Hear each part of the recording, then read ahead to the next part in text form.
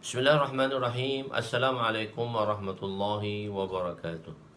Subhanaka la ilma lana illa ma 'allamtana innaka antal alimul hakim. Wa la hawla wa la quwwata illa billahil aliyyil azim. Rabbi yassir wa la tu'assir wa tammim bil khair.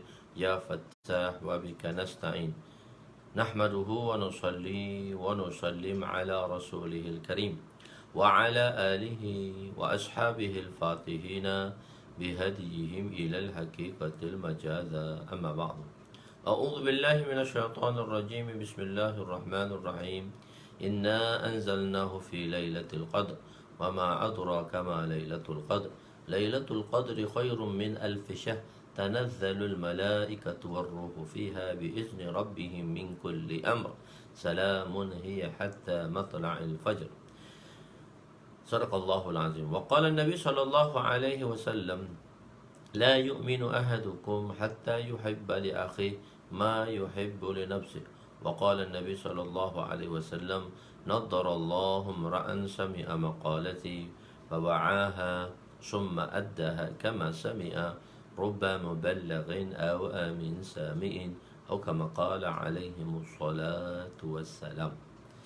Jadi alhamdulillah, bersyukur kita kepada Allah Subhanahu wa taala kerana dengan kekurniaannya, kerana dengan kasih sayangnya, Allah Subhanahu wa taala memberi kita peluang dan masa untuk kita menambahkan amalan-amalan kita yang berada di bulan Ramadan supaya dapat kita menuai sebanyak-banyaknya. Ramadan juga dikatakan ialah musim untuk menuai amalan. Tuaian kita yang mana kita tuai hasilnya sangat lumayan. Semoga Allah Subhanahu wa taala kurniakan dengan nikmatnya yang besar terhadap kita berterusan. Amin. Jadi alhamdulillah, pada hari ini kita akan menyambung kembali pengajian kita pada hari yang ke-17 di dalam Ramadan, iaitu pengajian kita pada muka surat 189.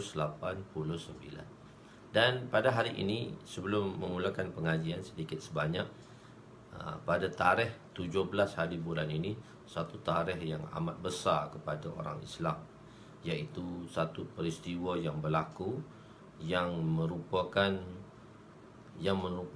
titik tolak kepada orang Islam, iaitu satu peperangan yang besar, iaitu peperangan Badar.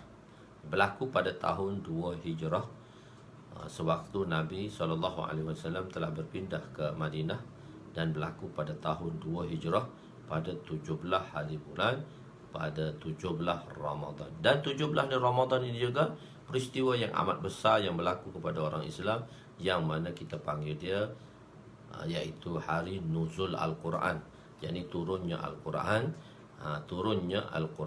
hari turunnya Al-Quran. Cuma di dalam penurunan Al-Quran ini terdapat sedikit perbezaan, terdapat sedikit ikhtilaf, ada sedikit perceranggahan. Quran mengatakan Al-Quran diturunkan pada malam Lailatul Qadar. Inna anzalnahu fi lailatin mubarakatin inna kunna munzilin. Ini dalam ayat surah Ad-Dukhan, ayat yang pertama. Amin. Inna anzalnahu fi lailatin mubarakatin inna kunna munzilin. Ini ayat surah Ad-Dukhan, ayat yang pertama. Dan surah Al-Qadar sendiri, itu lailatin mubarakatin. Inna anzalnahu fi lailatul qadr. Inna anzalnahu fi lailatul qadr. Turunnya Al-Quran di malam Lailatul Qadar. Jadi kalau kita melihat daripada hadis Nabi SAW, malam Lailatul Qadar itu, baginda SAW memerintahkan kita untuk mencari malam Lailatul Qadar pada malam 20 terakhir, iaitu daripada malam ke-20 terakhir, iaitu dan baginda SAW memerintahkan kita, iaitu memberatkan kita kedatangan Lailatul Qadar itu pada hari-hari yang ganjil. So malam 21 hingga ke malam terakhir. Jadi Al-Quran diturunkan pada malam Lailatul Qadar. Al-Quran itu diturunkan pada malam Lailatul Qadar. Jadi tetapi kita menyambut turunnya Al-Quran pada 17 Ramadan. Dalam Al-Quran mengatakan dalam dua ayat tadi yang saya baca dalam surah Ad-Dukhan ayat pertama dan juga surah Al-Qadr ayat pertama, inna anzalnahu fi lailatul qadr wa ma adraka ma lailatul qadr lailatul qadri khairum min alf syahr, yang diceritakan tentang adanya Lailatul Qadar itu adalah lebih baik daripada 1000 bulan. Jadi Al-Quran mengatakan malam Al-Quran itu diturunkan pada malam Lailatul Qadar. Sedangkan kita menyambut nuzulnya Quran itu adalah daripada 17 Ramadan. Kenapa? Dalam Al-Quran mengatakan malam Lailatul Qadar bermakna malam yang ke-21. Tapi kenapa yang ke-17? Kerana dalam riwayat hadis daripada riwayat Ibnu Katsir, waqala Ibnu Katsir fil Bidayah wan Nihayah, dan berkata Imam Ibnu Katsir dalam bukunya Bidayah wan Nihayah, naqlan 'anil Waqidi, yang dinakalkan daripada 'anil Waqidi an Abi Ja'far, dan daripada Abi Ja'far Al-Baqir, annahu qala kana ibtida'ul wahyu ila Nabi sallallahu alaihi wasallam yaum al-Itsnain li 17 khalat min Ramadana wa qila min Rabiul wa Ishrina al-Intiha. Jadi dikatakan di dalam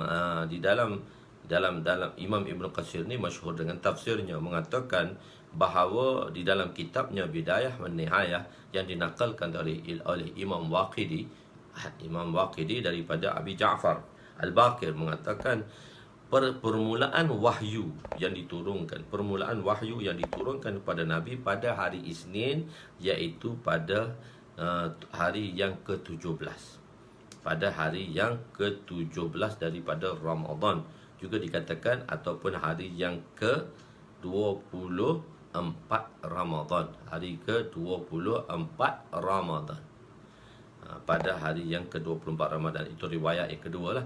Jadi maksudnya pada 17. Kita menyambut nuzul Al-Quran itu ialah nuzul Al-Quran itu pada 17. Kita menyambut hari nuzul Al-Quran itu 17. Kata 17. Tapi kalau dalam Al-Quran kata Al-Quran itu diturunkan pada malam Lailatul Qadar, ada sedikit percanggahan, ada sedikit i'tiradat lah, ada sedikit perbezaan lah di situ, ikhtilaf lah, perbezaan lah salah satunya. Jadi hendaklah kita jelaskan, sebelum ini kita telah belajar tentang rukun iman, iaitu beriman kepada kitab, dan di situ kita menceritakan bahawa Al-Quran itu macam mana Al-Quran itu diturunkan,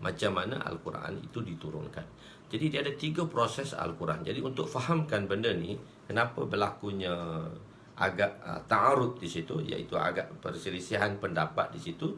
Nabi mengatakan hari ke-17, sedangkan Al-Quran mengatakan di malam Lailatul Qadar, mungkin pada 21 atau 28 kalau ikut tarikh daripada sejarah tu, pada malam 21 atau 28. Jadi malam yang ganjil 21 lah kita kata. Dari kalau tengok daripada itu 21, ni kita menyambutnya 17. Jadi agak berbeza lah sedikit pendapatnya di situ. Jadi telah kita jelaskan Al-Quran daripada zat Allah dan diturunkan kepada Lauh Mahfuz. Dia ada peringkat pertama daripada zat Allah. Al-Quran itu kalamullah, sifat Allah. Daripada itu dipindahkan, diturunkan kepada Lauh Mahfuz.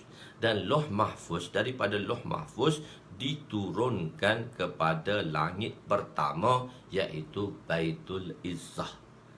Secara keseluruhan Al-Quran, maknanya di malam pertama Al-Quran itu secara keseluruhannya di Baitul Izzah, iaitu itu keseluruhan. Inilah dikatakan dalam perbahasan ulama, dikatakan bahawa Al-Quran itu inna anzalnahu fi lailatul qadr.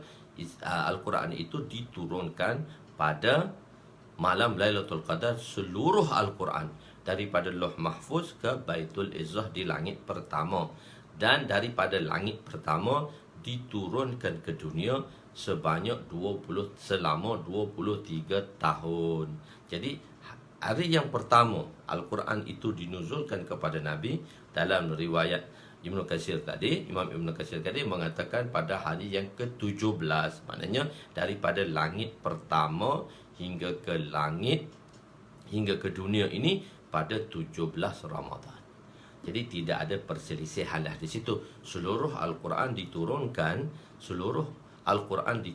daripada Lauh Mahfuz, daripada kalam nafsi kepada kalam lafzi di langit pertama. Seluruh Al-Quran diturunkan seluruh Al-Quran. Maknanya sebab tu setiap tahun Nabi membaca Al-Quran dengan Jibril, bertadarus Al-Quran dengan Jibril setiap tahun, mengkhatamkan Al-Quran, sedangkan Al-Quran masih lagi diturunkan kepada Nabi SAW, iaitu penurunan secara berperingkat-peringkat. Inna nahnu nazzalna, yang kita bahaskan dulu, persoalan yang dikatakan oleh orang-orang Kristian, mengatakan inna nahnu nazzalna zikra.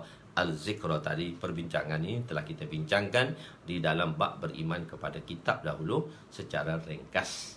Okey, jadi maksudnya kita tatbikkan. Jadi bila ada perselisihan, cara dia pertama ulama-ulama tatbikkan. Jadi dikatakan Al-Quran, disebutkan Al-Quran itu diturun pada malam Lailatul Qadar, iaitu pada keseluruhan Al-Quran daripada Lauh Mahfuz ke langit pertama, dan daripada langit pertama diturunkan ke bumi iaitu pada 17 Ramadan.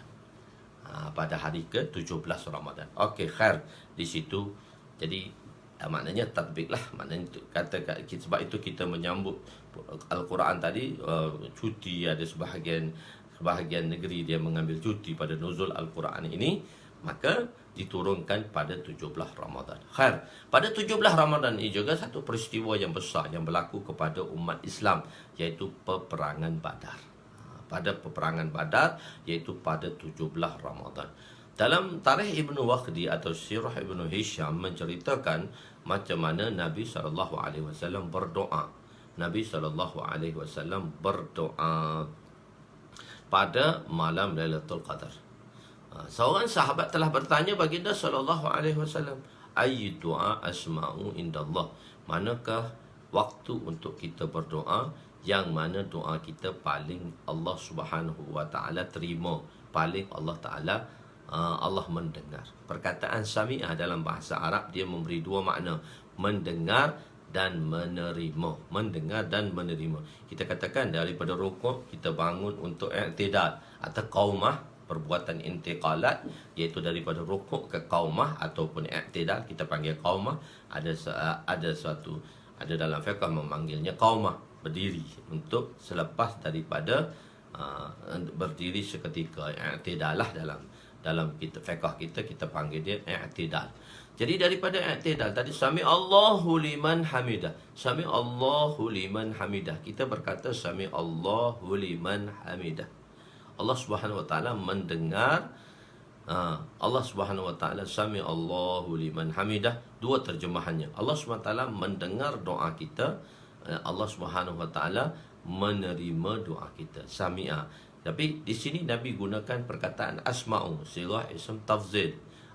Sahabat tanya, ayyu doa asma'u, manakah doa apabila kita nak berdoa, doa kita paling Allah dengari dan paling Allah terimai.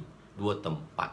Semua tempatnya doa kita boleh berdoa, tapi dua tempat ni special Allah dengar, paling Allah dengar doa kita, dan Allah Subhanahu wa taala akan memperkenankan doa kita. Nabi SAW memberitahu dua tempat lah. Iaitu Nabi SAW memberitahu dua tempat. Satu tempatnya ialah Jawful Lail, di pertengahan malam. Al-akhir, di pertengahan malam yang akhir. Kita bahagikan malam dengan 6 bahagian. Di bahagian yang ke-6 akhir malam itu, bahagian ke-6 di akhir malam, ataupun malam itu dibahagi kepada 3. Kalau bagi pada 3, bahagian yang terakhir itu panjang sedikit. Dan kalau bahagi kepada 6, maka bahagian terakhir yang 5/6 tu agak pendek sedikit. Jadi di akhir malam lah doa kita diterima oleh Allah SWT, iaitu sewaktu masa tahajud. Masa tu mintalah sebanyak-banyaknya kepada Allah SWT. Dan pada malam peperangan Badar, Nabi SAW minta sebanyak-banyaknya doa di situ. Jadi sebab itu kita kena banyak berdoa. Kita kita kena banyak berdoa kepada Allah Subhanahu Wa Taala. Okey, dan satu tempat lagi yang mana tapi pada waktu malam ini hanya segelintir sahaja orang yang mana dipilih oleh Allah Subhanahu Wa Taala, illa man rahima rabbi, kecuali orang yang mana dipilih oleh Allah Subhanahu Wa Taala dan orang yang diberi taufik oleh Allah Subhanahu Wa Taala. Dan kita jelaskan makna taufik dahulu, iaitu kesungguhan. Apabila kita bersungguh, maka di situ Allah Subhanahu Wa Taala insya-Allah akan memberi taufik kepada kesungguhannya. Tarjihul asbabil khair li husuli matlubil khair, yang telah didefinisikan oleh Allamah Taftazani di dalam kitabnya Kitab Syarah Tahzib, yang menerangkan makna taufik. Okey, di situ selesai. Jadi satu tempat, maknanya tak semua orang berpeluang untuk berdoa di waktu malam.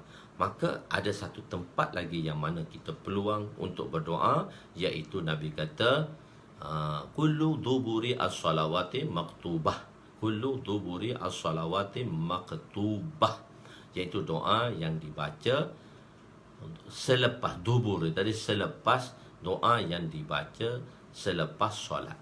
Okey, doa yang dibaca selepas solat. Doa yang dibaca selepas solat. Jadi ada sedikit perbezaan di sini di kalangan ulama. Bila kita pergi ke Mekah, kita tak ada doa lepas solat. Sedangkan Nabi perintahkan untuk berdoa di situ. Waktu selepas waktu solat. Jadi kita pergi tak ada doa pun, astagfirullah, astagfirullah, semua orang bangun. Jadi di sini sedikit perbezaan pendapat di kalangan a'immah pada perkataan dubur dalam hadis. Dan hadis ini hadis hasan. Dan kalau kita tengok daripada segi hadis hasan, ulama telah berittifaq, yakni telah bersepakat ulama mengatakan mana-mana hadis sahih dan mana-mana hadis hasan boleh dijadikan dalil kepada hujjah syar'iyah. Maknanya dalil kita dengan hadis hasan sudah memadai untuk mensabitkan hukum. Apabila hadis itu darjahnya hasan maupun hadis itu darjahnya sahih. Dan sahih juga terdiri kepada dua. Sahih li zatihi, pada zatnya sahih, dan satu lagi sahih li ghairihi, kerana adanya tawafuq, adanya tatabuk, maka dia panggil sahih li ghairihi. Sahih li ghairihi, hasan li zatihi, dan sahih li ghairihi. Dan satu lagi hasan li zatihi. Satu hasan li zatihi dan hasan li ghairi, dibagi kepada 4 hadis. Dan hadis dhaif. Hadis dhaif ni bukan hadis lemah. Kita terjemah dhaif itu lemah. Jadi bila terjemah dhaif itu lemah, maka dia kata tak boleh jadi dalil. Jadi kita panggil dia hadis dhaif. Dan hadis dhaif ni dia banyak lagi. Kalau dhaif itu dapat ditampung oleh kasratut turuq ataupun kasratut turuq, tarik-tarik yang meriwayatkan hadis itu, menyebabkan hadis itu boleh naik darjah, iaitu kepada hasan li ghairihi. Dan apabila hadis itu sampai kepada hasan li ghairihi, maka hadis itu kita panggil dia, kita boleh dijadikan hujjah. Seperti hadis talibul ilmi faridatun ala kulli muslimin wal muslimat. Hadis ini masyhur di kalangan orang-orang Islam. Dan hadis ini di dalam riwayatnya diriwayat dhaif. Jadi biasa kita terjemah dhaif ni hadis lemah. Hadis lemah pula. Jadi hadis tu kita tak kata hadis lemah. Bila hadis lemah tak boleh pakai, dia kata. Hadis tu dhaif mengikut rawinya. Tetapi oleh kerana hadis ini masyhur dengan turuknya, maka hadis ini sampai kepada darjah hasan li zat li ghairihi, maka boleh dijadikan dalil. Okey, berbalik kepada perkataan dubur tadi. Di dalam perkataan dubur itu ialah satu perkataan di dalam bahasa Arab yang mempunyai dua makna. Dipanggil lafaz mushtarak. Bukan dua maknanya, sekurang-kurangnya ada dua makna. Satu lafaz yang mana satu perkataan yang ada satu makna hakikat, satu makna majaz. Faham dulu. Satu makna hakikat, satu makna majaz. Makna hakikat ni makna asal. Makna asal kepada perkataan itu. Makna majaz ni makna tumpangan atau makna yang masyhur di kalangan uruf, di kalangan masyarakat. Turuk itu apa? Turuk itu ialah rawi-rawi yang meriwayatkan hadis tadi. Turuk itu jamak kepada tariq lah. Tariq jamak dia adalah turuk. Maknanya cara penriwayatan hadis tu ramai rawi-rawi yang meriwayatkannya. Itu kena bahas. Dia pula dalam ilmu ilmu mustalah hadis lah. Jadi sini saya tak nak cerita tentang ilmu mustalah hadis kerana perbahasan dia berbeza. Okey, cuma nak beritahu turuk itu adalah jalan-jalan hadis tadi yang diriwayatkan oleh rawi. Dia ada tarik turuk-turuk dia tadi, dan dia dipilih oleh rawi-rawi tersebut oleh ulama-ulama dalam menjambil hadis tersebut. Khair, itu panjang dalam turuk tadi. Khair, jadi jadi kita berbalik kepada perkataan mustarak tadi. Jadi satu lafaz, satu perkataan yang mana dia ada satu makna hakikat dan dia ada satu makna asal, dan satu lagi makna naqal. Makna naqal ataupun makna majaz lah, kita panggil dia makna maqal, makna naqal. Misalnya perkataan solat, kalau pada makna asalnya doa, tapi sekarang dia telah menjadi makna naqal dah, iaitu perbuatan arkanu maksusah, iaitu rukun-rukun yang khusus. Solat itu satu rukun-rukun yang khusus, bukan hanya apa dia itu, bukan hanya memberi makna doa. Okey, misalnya contoh perkataan dalam bahasa Melayu mudah, qalbun. Qalbun ini makna asalnya jantung, tapi telah digunakan kepada makna kedua, iaitu makna majaz hati. Telah kita bahaskan dulu dalam bab innamal a'malu binniyat. So kita telah bahaskan, tengoklah video yang pertama dulu, hari yang pertama dahulu. Tuan-tuan tengok balik video tersebut. So saya tak nak cerita lagi lah di sini. Okey, maknanya dia ada satu makna asal dan satu lagi makna majaz muta'araf dia panggil. Makna yang kedua yang telah masyhur di kalangan uruf, di kalangan masyarakat. Misalnya perkataan qalbun yang makna asalnya jantung, tetapi telah dimaknakan oleh kita semua makna dia hati. Kita kata qalbun tu, itu kita terjemah hati. Itu makna kedua, dan makna kedua itu, makna tu lebih masyhur daripada makna asal hakikatnya, makna asalnya. Jadi berbalik kepada perkataan mustarak. Mustarak ini ialah satu lafaz yang mana mempunyai banyak makna, dan makna-makna pada lafaz tersebut hanya makna hakikat, bukan makna majaz. Boleh faham? Makna bagi ini dalam usulul fiqh ni, dalam ilmu usulul fiqh. Jadi sebab itu satu-satu orang tu kalau dia baca hadis, dia tak boleh buat hukum sendiri. Sebab itu kita perlu kepada bertaklid dan beriktikad, dan kita beriktikad kepada mazhab Imam Syafi'i di dalam Imam Arba'ah. Bukan, dia tak ada imam kelima. Jadi kita beriktikad kepada Imam Arba'ah di situ. Di sini ada sedikit perbahasan sedikitlah saya nak ambil sebelum kita menyambung cerita di samping sempena 17 Ramadan ini. Khair. Jadi perkataan ini, mana tempat untuk kita berdoa, dan kenapa malam, saya nak sabitkan doa ini, kenapa Nabi berdoa di malam 17 tu? Begitu nak ceritanya. Okey. Jadi Jadi di sini ialah perkataan dubur tadi ialah perkataan mustarak, iaitu perkataan mustarak ini satu perkataan yang mempunyai lebih daripada satu makna, iaitu makna pun yang itu makna asal dia, lebih daripada satu makna. Okey. Bila lebih daripada satu makna, kurang-kurangnya dia ada dua lah, ataupun lebih. Misalnya makna ainun. Ainun ni dia ada 200 makna. Ainun mata air, ainun jiwa, ainun emas, ainun lutut. Itu sudah makna 5 makna. Ada 195 makna lagi. Makna-makna ini akan diterjemah mengikut sentence ayat yang datang, mengikut siyak dan sabak. Siyak ni sesuatu yang diceritakan sebelum ayat tadi. Sabak ialah sesuatu yang diceritakan, perkara yang diceritakan selepas ayat itu.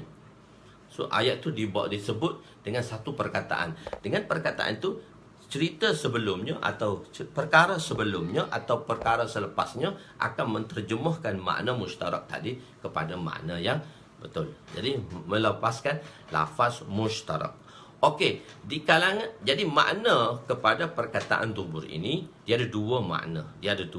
Makna, dan di kalangan a'immah arba'ah sedikit perbezaan di sini, iaitu Imam Ahmad Ibnu Hanbal memaknakan perkataan dubur itu ialah bacaan yang dibaca selepas tahiyat sebelum salam.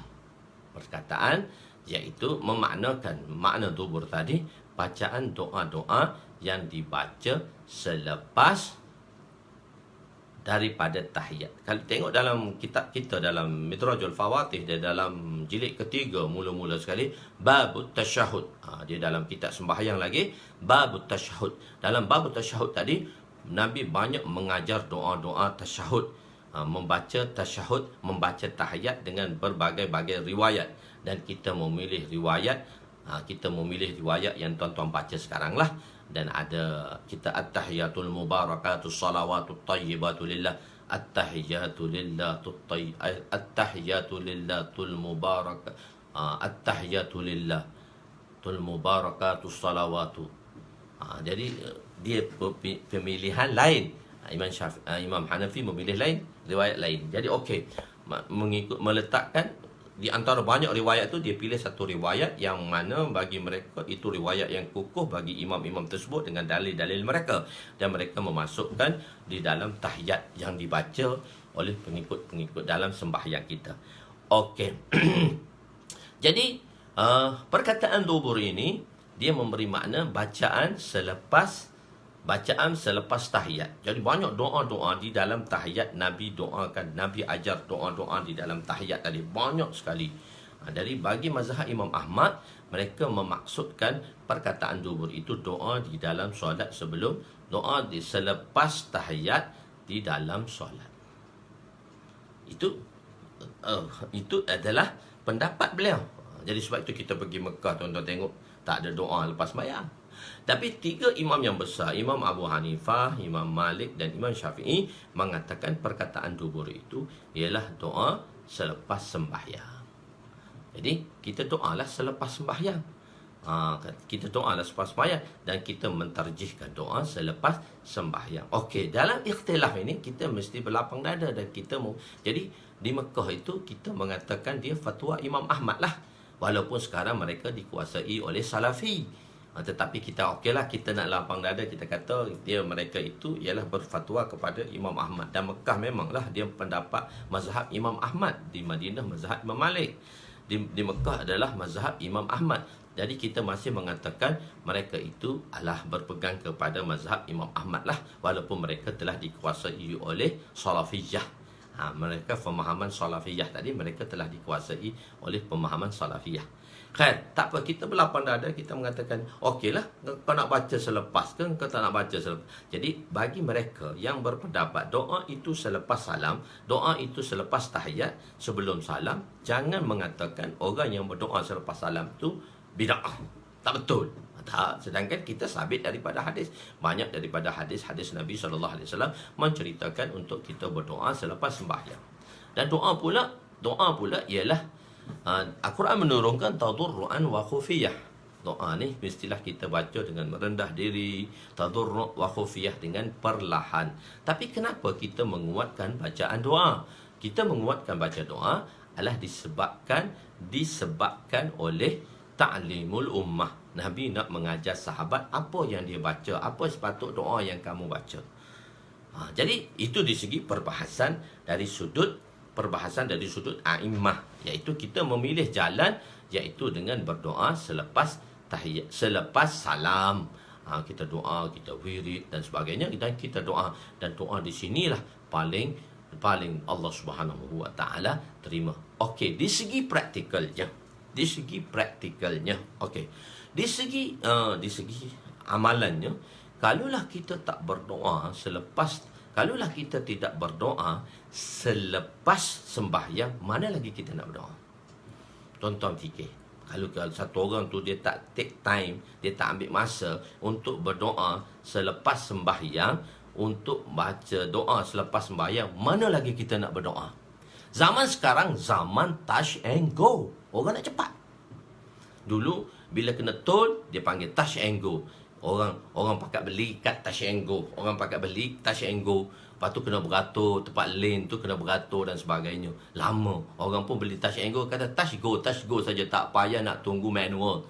Tapi lepas itu diperkenalkan pula smart tag. Laju lagi pada touch and go. Lepas tu hak terbaru pula ni. Frekuensi radio, frekuensi RFID. FRID ke RFID, tak tahulah FRID ke atau RFID, saya tak tahulah mana satu yang nak mempercepatkan. Kalau kita pergi negara-negara maju, FRID pun tak ada. Dia ada satu kad touch and go, dia kena letak kat kereta. Macam Singapura tu, dia lalu saja tempat tol tu, sup, dia sup, dia akan ambil. Kalau siapa touch and go dia tak cukup, dia kena saman. Sebab dia dah ada isyarat. Dia lalu kawasan touch and go tu dengan dia punya kad tag tu, dia akan ambil isyarat. Kalau siapa tak cukup, dia kena samanlah, tak payah tol. Jadi lagi senang, tak ada RFID kena berhenti apa semua, dia jalan dah kalau negara maju macam tu. Jadi maksudnya kenapa? Kerana orang nak cepat. Kerana zaman orang nak cepat. Jadi semua orang sibuk, orang tak sempat nak berdoa. Jadi sekurang-kurangnya berdoalah kepada Allah selepas sembahyang. Kalau kita berdoa selepas sembahyang 10 minit ke, 10 minit ke, so kita dapat berdoa dah 5 kali 50 minit. Sedangkan sebab doa selepas sembahyang tu penting. Dan doa itu perlahan. Kenapa Nabi kuatkan? Satu ketika Sayyidatuna Aisyah didatangi oleh wanita Yahudi. Maka selepas perbualan di antara Sayyidatuna Aisyah dengan wanita Yahudi, maka wanita Yahudi itu berkata, Aisyah, semoga Allah SWT selamatkan kamu daripada azab kubur. Satu question, satu pertanyaan daripada Aisyah, satu benda yang terdetik di fikiran Aisyah. Nabi tak pernah cerita pun tentang azab kubur. Selepas wanita Yahudi itu pulang, dan apabila Nabi SAW kembali kepada Aisyah radhiyallahu anha, maka Sayyidatuna Aisyah radhiyallahu anha telah bertanya kepada Nabi SAW.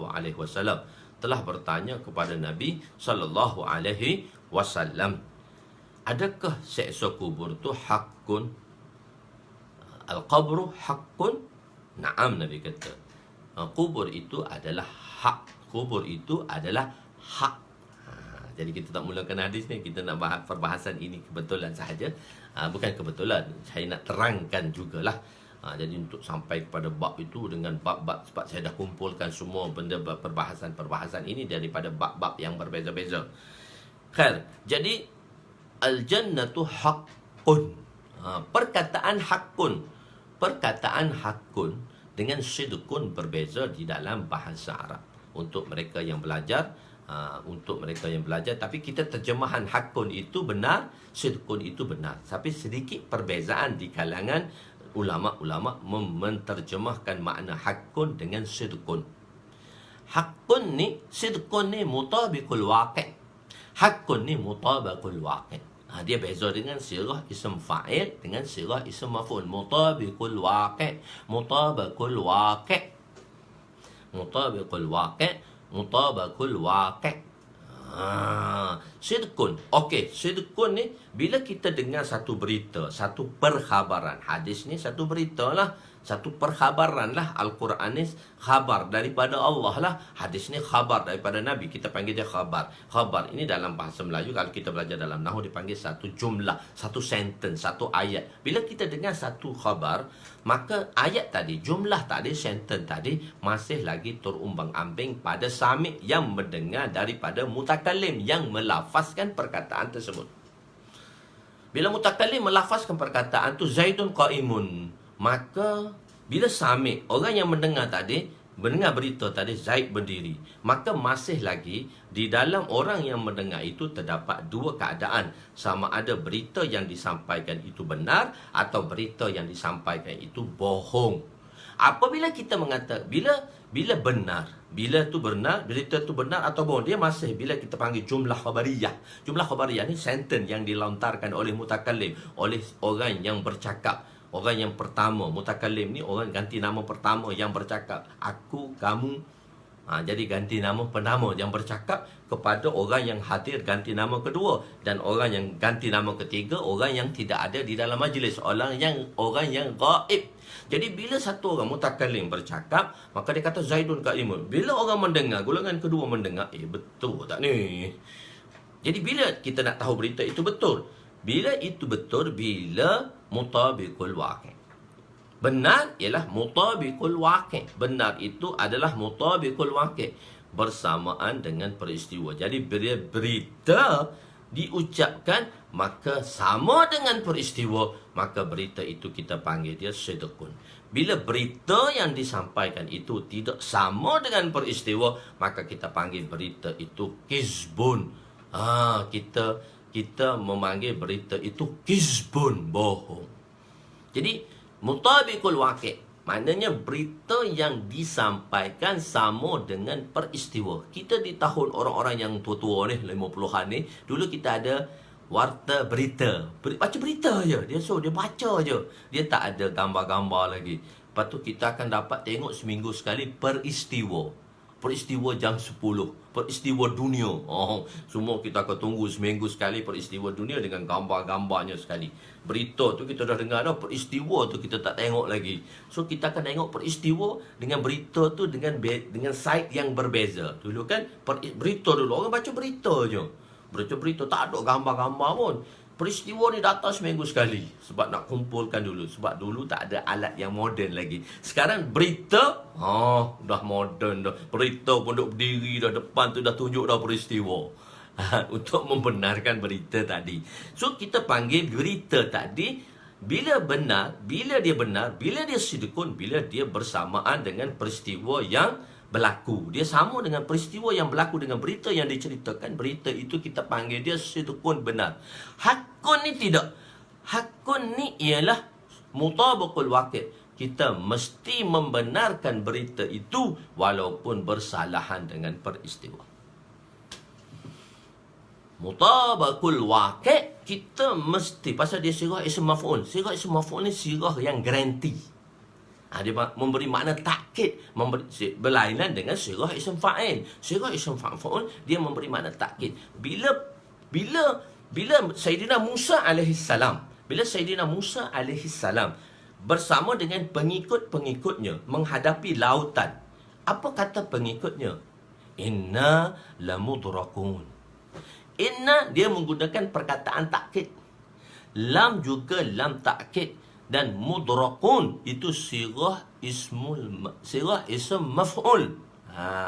Tadi mutabaqah tu mutabaqah sirah ism maf'ul, mutabaqul waqi' sirah ism maf'ul. Dan sirah ism maf'ul ni nak memberi makna betul-betul peristiwa tu berlaku walaupun tak berlaku, macam dah berlaku, garanti berlaku. Apa kata Bani Israel? Inna lamudrakun. Habislah Musa, kita dah tenggelam. Mana tenggelamnya lagi? Engkau tak lintas laut lagi. Tapi dah kata tenggelam dah. Dia menggunakan perkataan mudrakun di situ. Bila menggunakan perkataan mudrakun, dia kata kita dah tenggelam. Selesai dah kita boleh tenggelam. Engkau tak menjemberangi lagi. Engkau ni tak menjemberangi lagi lautan. Kenapa engkau kata dah tenggelam? Jelah laut mesti tenggelam. Maknanya dia dah yakin dah. Pada perkataan dia, inna lamudrakun. Musa pun nafi. Kalla, tidak sekali-kali. Allah Subhanahu Wa Taala sayahdi. Allah Subhanahu Wa Taala akan bagi jalan pada aku. Allah SWT akan tunjuk jalan. Tak, maksudnya benda tu, dia sirah ism maf'ul ni menunjukkan satu benda yang garanti. Walaupun tak buat lagi. Maknanya bagi orang yang beriktikad ni, dia kata dah garanti dah benda ni. Tenggelam kita Musa. Okey. Kita berbalik kepada hakun. Hakun ni mutabaqul waqi'. Peristiwa itu mesti kita benarkan walaupun dia tak berlaku lagi. Ataupun peristiwa itu mesti kita benarkan walaupun peristiwa itu berita itu mesti kita benarkan walaupun bersalahan dengan peristiwa. Sidqun, kita benarkan berita itu bila sama dengan peristiwa. Hakun, ini dia beza sidqun dengan hakun. Sidqun dengan hakun. Tuan-tuan tengok. Sidqun dan hakun. Ulama bezakan di situ. Sidqun ialah berita tu kita dengar berita tu betul, berita tu sidqun bila dia sama dengan peristiwa. Kalau tak sama, berita itu kita panggil dia kizbun, dusta. Hakun ini ialah mutabak, sirah ism maf'ul. Sidqun tadi sirah ism fa'il, mutabi'. Jadi mutabakun, ulama yang menerangkan makna hakun dengan sidqun ini. Ini juga diterangkan oleh Allamah Taftazani di dalam kitabnya. Khair. Jadi bila kata-kata mutabak, ism fa'il, mudrakun, dah tenggelamlah kita Musa, habislah kita Musa. Kata Bani Israel pada dia, tak tenggelam lagi, tak jemerangi lagi. Jadi dia dah yakin dah. Jadi berita yang Allah perintahkan itu Al-Quran yang diturunkan kepada kita, Al-Quran yang diturunkan pada kita. Dan kedua ialah Al-Quran yang diturunkan kepada kita, dan kedua ialah hadis Nabi SAW. Satu Quran pula dia ada apa tu, mutawatir dan masyhur. Hadis pula dia ada mutawatir, masyhur dan khabar wahid. Tu panjang pula tu, kena cerita bab lain pula tu. Itu adalah ilmu mustalah hadis. Jadi sebab itu satu-satu hukum bagi kita orang awam ni tak boleh tengok satu hadis terus kita buat keputusan sebab kita boleh jadi mustahil sendiri. Tak, kita mustahil nak faham hadis tu. Jadi yang diumumkan oleh orang baru ni tak apa, kita pakai hadis, kita amal dengan hadis lah. Sedangkan ulama dah bahas dah benda tu. Sebab itu kita perlu berantikad kepada mana-mana daripada ulama fuqaha yang 4 ini. Jangan lari daripada ulama fuqaha yang 4 ni. Sebab kita tak faham hadis tu, kita tak faham ayat tu. Sebab banyak lagi ilmu-ilmu yang harus kita pelajari. Ada 15 ilmu yang kita perlu selalu pelajari. Hak belajar tu pun dia tak boleh jadi mustahid sendiri. Macam saya kata wajib saya bagi saya ialah saya bertaklid. Walaupun saya mengajar hadis. Saya mengajar hadis berapa lama daripada tuan-tuan. Dan saya mengajar hadis berapa lama daripada tuan-tuan. Tapi saya masih mengatakan saya adalah pengikut muqallid kepada mazhab-mazhab. Walaupun kita faham, walaupun kita tahu sedikit sebanyak. Ni apa dah orang tak tahu, sikit-sikit baca. Abang baca hadis sahih ke tu? So hadis lain tak boleh baca. Hadis saya je kena baca. Sepupu saya, dia duduk ngaji England. Jadi bila masyhur dalam masyarakat, dia baca semua hadis tu kena sahih. Dia tanya, abang hadis sahih? Saya kata, engkau ni baca Fatihah pun tak betul lagi. Kau tanya hadis aku ni hadis sahih tak hadis sahih. So baca hadis lain daripada hadis sahih, tak boleh baca lah. Tak boleh amal lah. Hadis sahih saja. Alah, engkau Fatihah pun tak betul. Kau baca Fatihah kat aku dulu, baru aku betulkan kau. Baru boleh kita nak bahas dalam bab ni. Jadi mutabak ni istirah ism maf'ul. Kita mesti benarkan peristiwa tu walaupun bersalahan dengan, kita mesti benarkan berita tu peristiwa. Kita mesti benarkan sabdaan itu. Kita mesti benarkan firman Allah itu walaupun bersalahan dengan peristiwa. Contoh dia Sayyidina Abu Darda radhiyallahu anhu. Sayyidina Abu Darda radhiyallahu anhu, dia Nabi SAW telah baca ajar doa pada dia. Kalau kau baca doanya Allahumma anta rabbi la ilaha illa anta tu hingga akhir kita panggil dia doa Abu Darda. Nanti saya kongsikan dalam doa Abu Darda di dalam page saya nanti apa yang dibacakan oleh Sayyidina Abu Darda ataupun siapa yang boleh tunjukkan di sini tentang doa Abu Darda. Allahumma anta rabbi la ilaha illa anta ila akhirih tadi. Dia tu baca doa tadi. Bila kita baca doa tadi, bila Nabi SAW kata, kau keluar daripada rumah ni, kau baca doa ni, rumah kamu tak terbakar. Jadi sabdaan Nabi, dia yakin, dia kata hakun, mesti membenarkan sabdaan ini. Berita yang disampaikan oleh Allah, berita yang disampaikan oleh Nabi.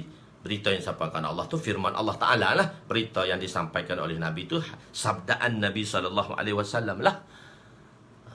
Bukan Sayyidul Istighfar. Dia tulis, tuan-tuan tulis doa Sayyidina Abu Darda, so dia akan keluar selalu. Bukan Allahumma anta rabbi Sayyidul Istighfar, tidak lain. Ni doa khas ni. Doa Abu Darda. Saya pun terlupa nak baca doa macam mana. Okey, panjang cerita dia kalau huraian doa tu. Cuba nak cerita ni dulu. Satu saya tampalkan. Jadi ialah doa tu, Sayyidina Abu Darda keluar daripada rumah dia, maka dia pun baca doa ni. Bila dia baca doa ni, bila Sayyidina Abu Darda keluar daripada rumah dia, dia pun baca doa ni. Bila dia baca doa ni, Allahu Akbar, bila dia baca doa ni, ialah di akhir manzil tu, belakang akhir manzil tu, doa tu yang dibuat oleh Syekhul Hadis. Okey, khair. Jadi bila dia baca doa ni, dia yakin bahawa rumah dia tak terbakar. Nabi kata, kau baca doa ni, rumah kau tak terbakar. Bila kau baca doa ni, rumah kamu tak terbakar. Maka satu orang bawa berita, Abu Darda, rumah kau tak terbakar. Dia bohongkan berita tu. Dia kata, tak, rumah saya tak akan terbakar. Sebab dia benarkan sabdaan Nabi. Hakun. Dia benarkan sabdaan Nabi. Dia benarkan sabdaan Nabi. Itu dipanggil hakun. Orang kedua mari, Abu Darda, aku tengok dengan mata aku ni, rumah kau terbakar. InsyaAllah rumah aku tak terbakar. Aku yakin rumah aku tak terbakar. Abu Darda, orang ketiga mari, Abu Darda, aku tengok satu kampung dah terbakar, termasuk rumah kau. Tak, mana rumah aku boleh terbakar? Mana rumah aku boleh terbakar? Mana doa aku boleh terbakar? Nah, adik saya tu, hasilkan doa tadi. Abi dah, Abang Nur dah bagi dah doa itu. Kan? Jadi rumah aku tak terbakar. Orang keempat mari. Abu Darda, betul lah rumah kau tak terbakar. Aku dah kata dah rumah aku tak akan terbakar. Aku yakin dah. Kenapa kau yakin? Aku telah baca doa ni. Nabi kata, kalau siapa yakin dengan doa ni, kalau siapa hakkan doa ni. Sebab itu perkataan Allah tidak sidqun. Al-jannatu haqqun, an-naru haqqun, al-qabru haqqun. Semua Nabi kata dengan perkataan haqqun. Haqqun. Walladzina amanu wa hajaru wa jahadu fi sabilillah. Walladzina amanu wa nasaru. Ulaika humul mu'minuna haqqa. Ulaika mu'minuna haqqa. Mu'min yang haqqa. Dia tak kata mu'min sidqun. Mu'min haqqa. Mu'min yang begitu meyakini sabdaan Allah, firman Allah dan sabdaan Nabi sallallahu alaihi wasallam. Doa yang mana? Sabdaan Allah SWT dan iaitu sabdaan Nabi sallallahu alaihi wasallam. Itu doa yang mana telah dibaca oleh Sayyidina Abu Darda. Dan Sayyidina Abu Darda itu yakin dengan doa. Itu kita panggil dia hakun. Itu kita panggil dia hakun. Jadi berita yang disampaikan itu adalah benar. Berita yang disampaikan. Okey, balik kepada doa. Jadi Nabi kata al-qabru haqqun. Kubur tu betul, Aisyah, mesti kau benarkan. Bila selepas itu Aisyah kata, aku dengar setiap kali selepas sembahyang Nabi SAW doa kat mimbar. Rumah Aisyah, kalau tuan berhadap dengan saya, sebelah kiri kat belakang ni masjid Nabi SAW, iaitu kita panggil dia Raudah. Tempat Raudah Nabi SAW dah. Rumah Aisyah itu adalah Raudah. Kan kalau kita pergi Madinah tu kan, sebelah kiri kan Raudah. Kalau kita menghadap ke kiblat tu, sebelah kiri Raudah itu rumah Aisyah lah. Nabi disemadikan, jasad yang mulia itu disemadikan di situ. Itu Raudah. Jadi daripada mimbar Nabi ke Raudah tu, rumah Aisyah mana dengar pun, bilik sebelah pun tak dengar. Tetapi dulu tak ada pun loudspeaker. Jadi Aisyah dengar, dia kata, aku selalu dengar Nabi baca doa, ya muqallibal qulub, sabbit qulubana ala dinik, ya musarrifal qulub, sarrif qulubana ala ta'atik. Jadi aku dengar Nabi baca doa ni setiap kali selepas sembahyang. Hai Zat yang membolak-balikkan hati, maka tetap teguhlah hati aku atas patah agamamu. Jadi Nabi dengar, Aisyah dengar. Maksudnya Nabi tu baca kuat. Kadang-kadang nak tengah sembahyang tu, dengar sembahyang sunat, sahabat pergi duduk sebelah Nabi. Sembahyang sunat, baca perlahan je. Tapi sahabat di sebelah Nabi. Bila sahabat di sebelah Nabi, maka Nabi tahu sahabat ni, aku ni nak baca apa. Nabi menyaringkan bacaan itu 2-3 ayat supaya nak beritahu pada sahabat yang duduk sebelah, ini surah yang aku baca. Sebab tu sembahyang sunat subuh tu kita baca lepas Fatihah rakaat pertama kuliah, lepas Fatihah rakaat kedua qul huwallah. Sedangkan itu sembahyang sunat, tapi Nabi dengar, sahabat dengar duduk sebelah Nabi. Dia duduk sebelah Nabi. Allahumma anta rabbi la ilaha illa anta alayka tawakkaltu wa anta rabbul arsyil azim. Masya-Allah kan lam yasha' lam yakum la haula wala quwwata illa billah. Itu doa Sayyidina Abu Darda radhiyallahu anhu. Itu hak tak ada baris, nanti saya bubuh yang baris tu. Okey. Jadi ialah Kalau tak berbaris, tak nak baca macam mana orang lain. Nanti saya taruh yang berbaris. InsyaAllah saya hantar balik. Okey, Nabi baca doa tadi. Nabi selalu baca doa tersebut. Nabi selalu baca doa tersebut dengan bacaan yang kuat. Jadi bacaan kuat tu ta'limul ummah. Jadi kurang-kurang tu imam baca tu makmum amin lah. Ni bila lagi masa nak berdoa? Kalau kita tak berdoa, ada tak satu masa kita bagi peluang? Okey, dalam masa 24 jam aku akan berdoa kepada Allah. Hak tak berdoa lepas sembahyang tu dia boleh bagi masa tak? Dalam masa 24 jam ni dia berdoa kepada Allah. Astagfirullah, angkat tangan begitu je lepas sembahyang pun tak berdoa. Jadi kalau kita berdoa selepas sembahyang, praktikalnya banyak. Jadi kalau kita nak berdoa waktu lain tak ada. Jadi jangan mengatakan bid'ah dalam doa selepas sembahyang. Panjang lebar dah kita bahaskan di sini. Jadi kalau kamu tak nak berdoa sudah, jangan kata berdoa tu tak sunnah. Tak sunnah pula. Ini perbahasan dia dari segi perkataan zuhur itu dan ulama telah menjelaskan. Okey, balik pada cerita ni. Nabi doa panjang, Nabi doa waktu malam, tengah malam. Nabi doa, ya Allah, selamatlah umat ini. Kalau umat ini nak menentang musuh esok hari, maka umat ni kalah, sahabat kalah segala, maka agama tak naik. Jadi Nabi doa selepas Isyak. Dan Nabi doa yang begitu panjang. Dekat subuh baru Sayyidina Abu Bakar datang, tepuk Nabi. Dia kata, ya Rasulullah, dah cukup dah. Doa Tuhan Allah dah terima dah. Lepas 8 jam baru kata cukup. Okey, masih panas 6 jam. Nabi doa 6 jam malam tu sebelum berlakunya Badar. Nabi doa 6 jam malam tu sebelum berlakunya Badar. Sebelum berlakunya Badar, Nabi doa 8 jam. 6 jam Nabi doa, 6 jam. Barulah masa tu Nabi doa 8 jam. Jadi Allah sepanjang malam, seorang Nabi, Khatamul Anbiya, Imamul Mursalin. Nabi itu imam kepada Imamul Anbiya.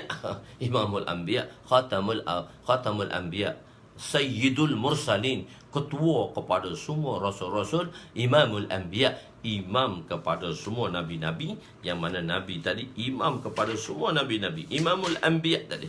Jadi semua tersebut, semua dalam amalan tadi namakan Nabi berdoa. Jadi Nabi tadi berdoa. Bila Nabi berdoa sepanjang malam, maka berlakulah peperangan Badar keesokan harinya. Allahu Akbar. Bila dakunya Badar, dalam kitab Tarikh Ibnu Waqdi atau Sirah Ibnu Hisham yang diterangkan di dalam syarah Imam Muslim rahmatullah alaih, iaitu oleh Imam Muslim rahmatullah alaih, bila Nabi SAW ada 2 orang daripada kabilah Bani Ghifar. Dua orang daripada kabilah Bani Ghifar. 2 orang daripada kabilah Bani Ghifar. Bila 2 orang daripada kabilah Bani Ghifar, dia masa tu dia bukan masuk Islam lagi, dia kafir lagi. Maka bila nak berlakunya peperangan Badar, dia kata dia duduk atas bukit, dia nak tengok peperangan Badar yang berlaku esok hari. Jika peperangan Badar tu sebab orang Islam tu sikit, maka orang kafir boleh menang. Bila orang kafir tu menang, maka semasa memungut harta rampasan, kita kita pungut sama-sama harta rampasan. Tapi tunggulah bila orang Islam kalah. Bila orang Islam kalah, tunggu. Jadi bila orang Islam tu kalah, kita tunggu. Saya tengah cari hadis ni.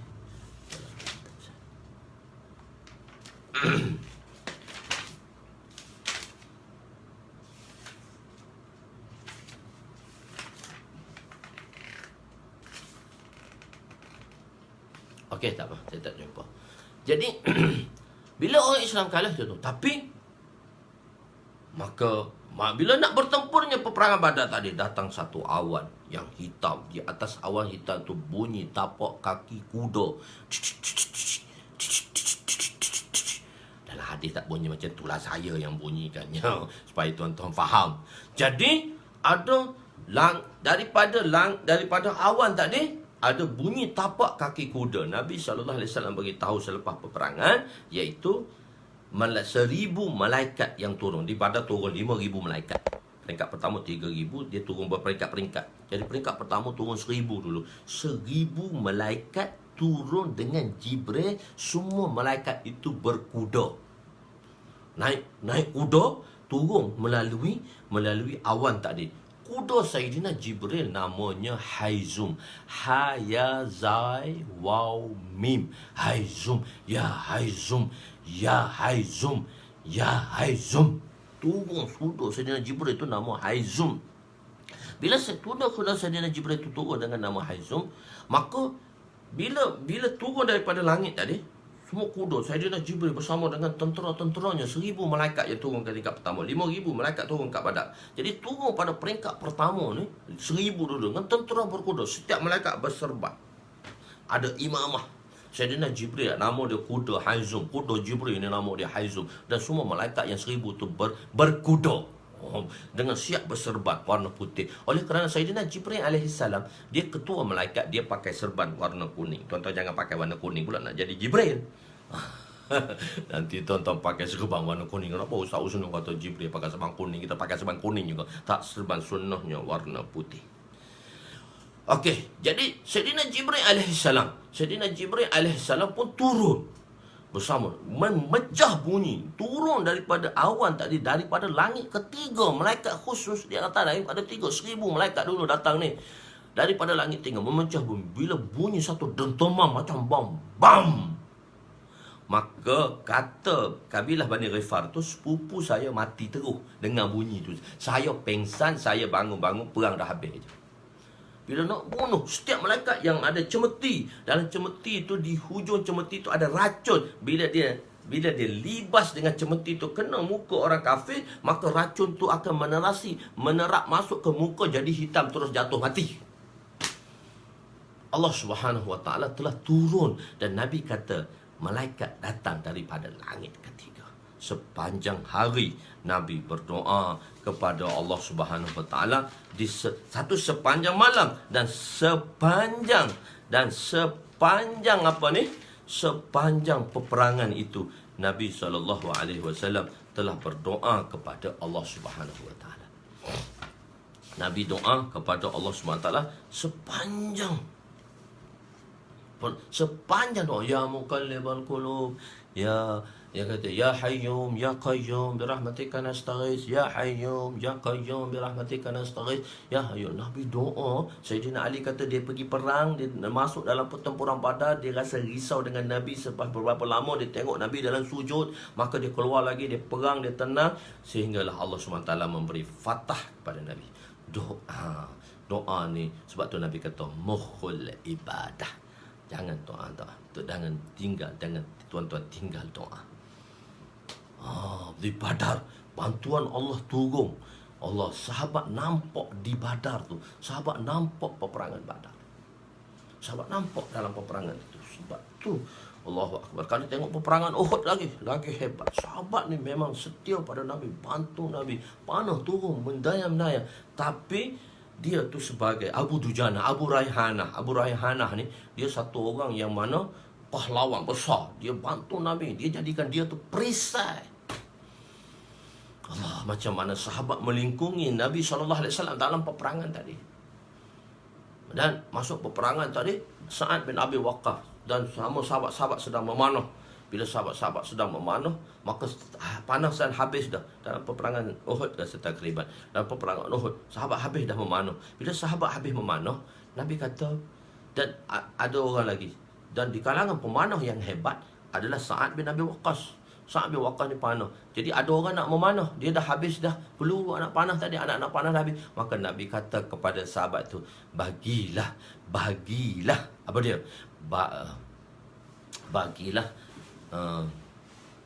Bagilah panah itu kepada Sa'ad.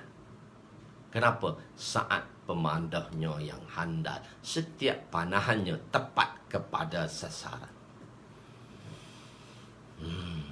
Tepat pada sasaran. Jadi orang yang mana dia faham tak dia? Orang yang faham. Jadi kerja ni kita kena bagi pada orang yang boleh. Jangan bagi kerja pada orang tak boleh. Kita tahu orang tu boleh buat, kita bagi dia kerja tu. Betul, kau boleh juga, tapi orang yang mahir tu, dia itulah bagi kerja dia pada tu. Itu kita panggil dia syakilah. Syakilah. Jadi sebab itu kita tidak merendah diri, tapi kita merendah hati. Orang kata, kita kena rendah diri. Rendah diri salah. Kita kena merendah hati. Walaupun kita tempat yang mana kita perlu tampil dengan kebolehan kita, kita kena tampil. Tak boleh rendah diri, tak apalah, aku tak payah pergilah. Rendah diri, tawaduk. Itu salah nama dia tawaduk. Tempat yang mana orang tak boleh buat, tempat tu kita boleh buat, kita kena tampil. Itu kita kena jaga hati. Kita kata rendahkan hati, bukan rendah diri. Rendah diri salah. Pada tempat yang mana orang tak boleh buat, kita boleh buat dan kita ada kemahiran, maka kita kena tampilkan diri kita, bukan nak menunjuk. Atau satu atas dasar tahdisun nikmat, bukan nak menunjuk, tetapi maksud dia kita lah yang buat.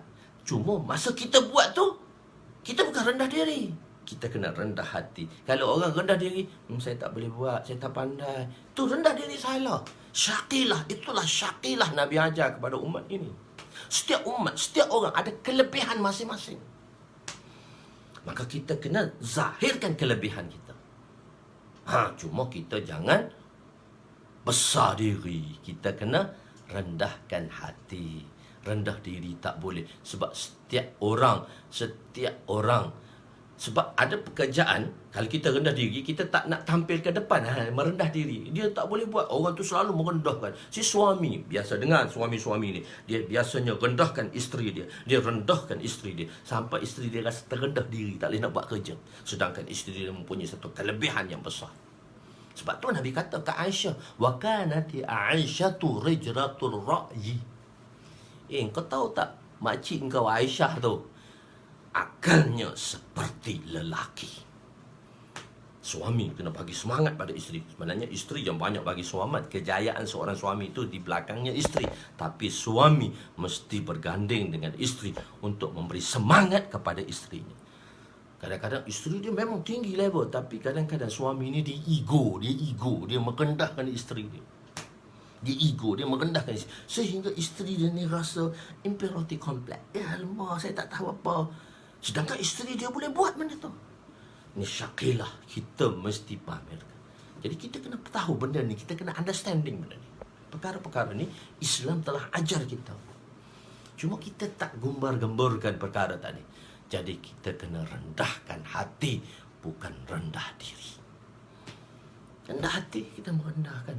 Ada tempat kita merendah. Ada rendah hati tu dengan rendah hati tu dari segi perasaan pun kita okeylah, tak perlu saya tampilkan itu. Tapi kalau benda yang kita tampil, sebab tu satu orang sahabat tu nak memanah, Nabi kata jangan. Bagi panah itu pada ahlinya, pada Sa'ad bin Abi Waqqas. Kerana dia pemanah yang handal. Setiap panahan yang disampaikan itu tepat pada sasarannya. Syakilah. Dalam Quran tu ada ayat syakilah tu. Itu makna dia syakilah. Wah, itu kelebihan diri. Kita perlu tampilkan kelebihan dan keistimewaan diri kita, tapi dengan merendahkan hati, bukan merendah diri. Konsep itulah tempat perkataan tu, merendah diri.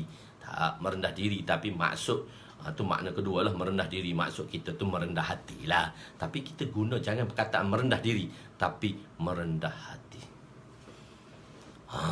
Merendah hati. Okey, mana pula dah kita cerita. Habis kita tak baca hadis hari ni. Okey, tak apa. Kebetulan kan 17 Ramadan. Nabi SAW, macam mana bantuan Allah Subhanahu Wa Taala. Qatadah bin Nu'man, Sayyidina Qatadah bin Nu'man, bukan Abu Qatadah. Nak lu apa tak dengar. Ni nama-nama ni perlu ingat ni. Bila kalau cerita sahabat. Nama ni semua. Qatadah bin Nu'man dalam peperangan Uhud. Bila dia berperang, mata dia telah terkeluar, ditetak oleh musuh dengan pedang, mata dia terkeluar. Dia bawa mata dia yang masih melekat lagi, terkeluar daripada tempat mata ni, terkeluar, dia pegang mata dia tu. Dalam Syirah Ibn Hisham ni, dia keluar tu, dia pergi jumpa Nabi. Nabi ambil mata tu, masuk balik. mata dia sihat balik. Mata dia sihat balik. Siapa nama sahabat tu? Qatadah bin Nu'man. Sayyidina Qatadah bin Nu'man. Allahu Akbar. Sayyidina Qatadah bin Nu'man. Ini peperangan Uhud. So, sebab itu kalau kita dalam Hayatus Sahabah, Maulana Yusuf rahmatullah alaih baca di Nizamuddin, pada tempat kita, markas kita Nizamuddin, kalau malam Lailatul Qadar, kalau Ustaz Amit selalu dibaca cerita ni 17 ni cerita Badar. So bila kan Hayatus Sahabah ditulis oleh pengarangnya, so pengarang tu tahu situasi masa tu, keadaan macam tu, dan dia menceritakan cerita tu di malam Badar. Ada satu masyaikh tu kata, ya Allah, saya dengar cerita ni macam saya duduk dalam Badar. Tu nampak semangat sikit hari ni tu, supaya tuan-tuan berduduk dalam Badar hari ni. Macam kita ni ada dalam suasana Badar. So language body tu kena tunjuk juga, sebab nak beritahu. Jadi bila kita dengar cerita tu, ya Allah, dia kata aku seperti di Badar. Bila seperti di Badar, semangat dia lebih, tak apa, berani untuk agama Allah Subhanahu Wa Taala. Insya-Allah kita dengan doa, jangan tinggal doa kepada Allah Subhanahu Wa Taala, kita jangan tinggal doa pada Allah Subhanahu Wa Taala. Jadi doa tu kurang-kurangnya at leastnya lepas mayang tu doa lah, jangan tak berdoa. Dah kita tahu dah pentingnya doa tu pun tak baca doa. Cuma satu saja, kenapa kita tidak diberi taufik oleh Allah berdoa? Kerana dosa dan noda. Sebab dosa dan noda lah kita kurang diberi taufik oleh Allah Subhanahu Wa Taala. Sebab dosa dan noda lah kita tidak diberi taufik oleh Allah Subhanahu Wa Taala untuk berdoa kepadanya. Jadi untuk dosa dan noda ini 10 hari terak kedua, yang mana Allah Subhanahu Wa Taala mengatakan maghfirahnya ada berapa hari lagi? Hari ke-17, 16, 17, 18, 19. Specialist offer maghfirah. Maka bermohonlah, beristighfarlah kepada Allah sebanyak-banyaknya. La ilaha illa anta. Hari ni baca sebanyak-banyaknya kalimah ini. La ilaha illa anta subhanaka inna kunna minaz zalimin. Kalau baca ramai-ramai lah, subhanaka inna kunna minaz zalimin. Kalau kita baca seorang, subhanaka inni kuntu minaz zalimin. Begitu, subhanaka inni kuntu minaz zalimin. Kita baca doa ni sebanyak-banyaknya, kurang-kurang 300 kali sehari. Tapi hari ni bacalah, ingat baca. Taubat dan istighfar kepada Allah. Supaya dengan taubat dan istighfar kepada Allah, maka Allah Subhanahu Wa Taala memberi taufik untuk kita berdoa kepadanya. Kita janji hari ni kita akan habiskan dalam 8 suku. So ada 20 minit lagi, InsyaAllah kita sambung pelajaran kita kepada hadis yang ke-12 bracket 11. Wallahualam, sedikit pengosian lah, sejam lebih juga, pengosian macam mana peperangan Badar dan macam mana doa. Jadi suruh kita kuatkan doa selepas solat ni, jangan tinggal. Kita kuatkan. Bagi ibu-ibu yang tak semayang jemaah tu, dia semayang seorang diri tu, doa. Kalau imam pun dia baca pendek lah doa tu. Dalam imam tu dia baca pendek. Imam kan dia tak baca panjang sangat. Dia tahu semua orang zaman-zaman sibuk ni, zaman sibuk selalu, memang sibuk selalu pun, tak pernah tak sibuk. Maka imam dah sudahkan doa, kita pun doa dengan imam sudahlah. Kalau kita rasa okey, kita tak perlu bangun pun apa, kita duduk lagi terus sambung doa. Kita duduk dan terus sambung doa. Ambillah, take lah time, 10 minutes. Ustaz kami bagi tahu, Ajib, macam mana nak tambahkan doa? Setiap sebulan untuk jangka masa panjang. Dia ada satu benda jangka masa pendek, satu masa jangka masa panjang. Untuk jangka masa panjang, setiap sebulan kita kena note, kita kena tulis, kita kena buat note, kita kena rancang kehidupan kita. Kita tulis setiap sebulan kita tambah doa seminit. Allah, Ustaz, seminit sikit je, sebulan seminit, tak ada apa pun. Ya, tak ada apa. Lama-lama jadi bukit. Setahun berapa minit kita boleh tambah dalam doa kita? 12 minit. Sebab sebulan seminit je, tambah doa sebulan seminit. Adakah dia terasa dengan sebulan seminit ni? Jangan kita tanya suka panjang, tak apa. Tapi kita kena ada konsisten. Itu untuk waktu temporary. Untuk waktu yang long distance, kita kena ada perancangan. Sebulan kita tambah seminit. Setahun kita dapat tambah dalam doa kita 12 minit. Berapa? setahun 12 minit. Sebulan seminit kan? Sebulan seminit, setahun 12 minit. Kalau 10 tahun, 12 minit kali 10, 120 minit. Bermakna 10 tahun kita dah boleh berdoa setiap hari 2 jam. Kalau 20 tahun, 4 jam. Kalau 30 tahun, 6 jam. Ingat, orang-orang yang berdakwah ni, orang-orang yang berdakwah termasuk saya lah, dan tuan-tuan semua umat dakwah kan, umat yang mana Allah perintahkan untuk berdakwah.